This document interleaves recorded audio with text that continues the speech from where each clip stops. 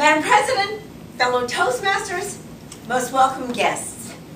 I have a question for you. Does anyone here know who said, "The only thing we have to fear is fear itself"? Who said that? Franklin Delano. Anybody? FDR. Roosevelt. FDR. FDR, exactly. That's right. He said it at his first inauguration in March of 1933. Now, I have a question. Does anyone know who said this? The only thing that seems to change is change itself. Anyone? I did! At least I thought I did. I thought I made it up until I read it all over the internet and realized everybody else is using it, so I cannot take all the credit for it.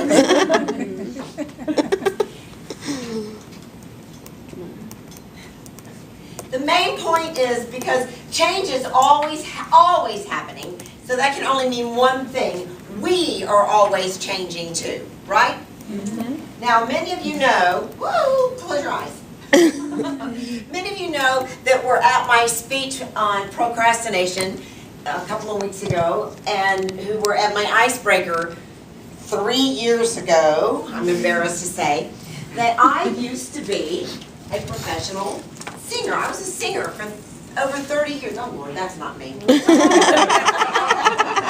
was a professional singer for over 30 years. But I developed a vocal cord disorder and I couldn't sing anymore. And it was very devastating. And I had to reinvent myself. So I went through a lot of changes. It was a big change. And I am no longer a singer. I hope I have the next slide right. I've gone from becoming a singer to a private eye. That's right. And it was a series of changes, actually, because I went from a singer who lost her voice to just a complete basket case. Oh my gosh, what am I going to do now? And I went from a basket case to college, where I was a student in college, and I graduated as the oldest member of my class.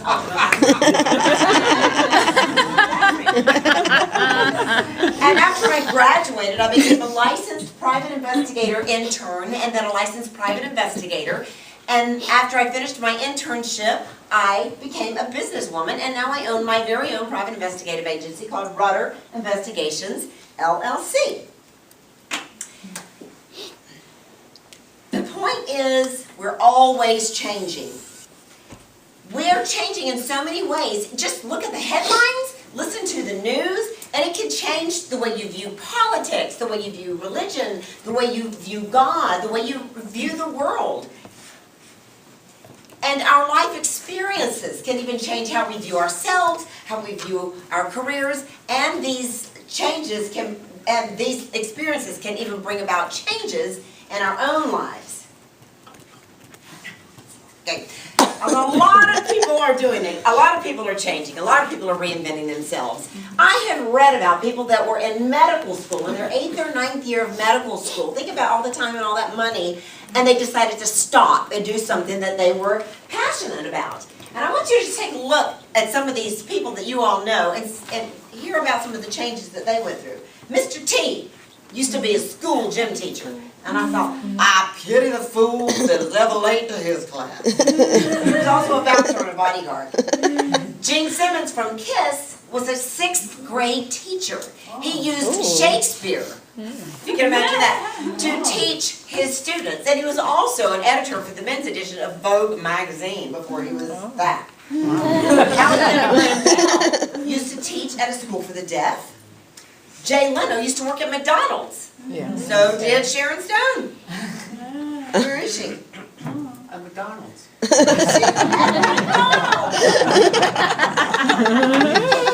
must be. There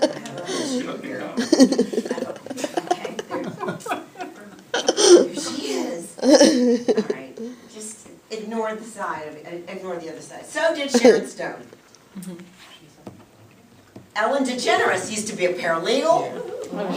And did you know that Gandhi was a lawyer? He had his own law firm. Andrea Bocelli, he was a defense attorney. Isn't it amazing, the different things that people used to do? So, let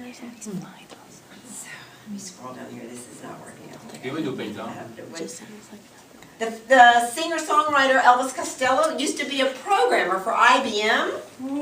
And this is one of my favorites. Julia Childs, the French chef. She used to be a spy. She worked for the CIA. 36 years old. I don't know how she went undercover with that voice. And the comedian Ken Jeong, he used to be a doctor in California. He got his medical degree at UNC in North Carolina. And then his first job in show business was in Knocked Up, where he played a doctor, and in The Hangover. I'm sure a lot of you young folks know that. Joy Behar was a school teacher until the age of 40. And Walt Disney, oh there he is, started out as a newspaper editor, and he even got fired because they said he lacked ideas and imagination. Oh my goodness. Another one that was the famous person that was a school teacher was Billy Crystal. He was a substitute teacher. And another really very, very famous person who used to be a high school substitute teacher, Paul Rutter. That's my husband and a Toastmaster. He was a high school teacher at MacArthur, and he coached basketball before he started working for Royal Caribbean and became a Toastmaster. So I apologize if this kind of went kind of kooky, but I love what I do as a private investigator, but I'm finding that my passion is really with animals. I love animals. In particular, I just love dogs. I'm crazy for dogs. I'm crazy about them, especially mine. That's Lucy and Ricky.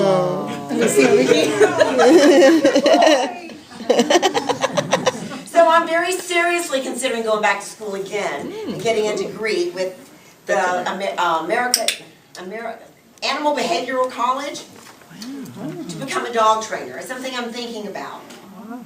And also I've been considering going into public speaking. And that is because of the encouragement that I have received right here from you all. This 18th of Toastmasters. All of you have just done. So I want to take my stories and the crazy, stupid, dumb things I've done in my life and tell people they can turn their messes into a message. I mean, look at that right there. Message has mess in it, right? So I want to encourage you that if you're, if there's something in your life that you want to change, research it, look into it, and just take a little baby step to make a change. Just starts with a baby step. Remember, we all had to walk before we could run. And Thomas Jefferson said, if you ever want something you've never had, you have to be willing to do something that you've never done. And if you really want to change, that change will happen, because change will happen when your desire to change becomes greater than your desire to stay the same. Yeah.